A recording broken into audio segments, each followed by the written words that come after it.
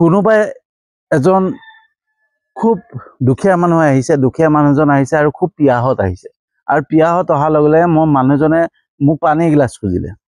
পানী এগিলাচ খোজাৰ লগে লগে মই কি কৰিলোঁ, এই নাই নাই মই এতিয়া পানী দিয়াৰ সময় নাই দেই বুলি কৈ পেলাই গুচি গ'লোঁ। ঠিক আছে, সি যে পানী দিয়া গুচি গ'লোঁ, তাৰপিছত গুচি যোৱাৰ পিছত কি হ'ব, মোৰ কৰ্ম লিখা যাব। মই কেনেকুৱা কৰ্ম কৰিছোঁ সেইটো লিখা যাব।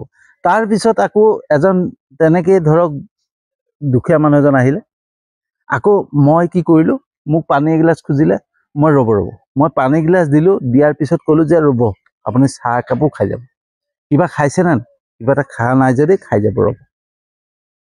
সেইটো আমাৰ কৰ্ম লেখা।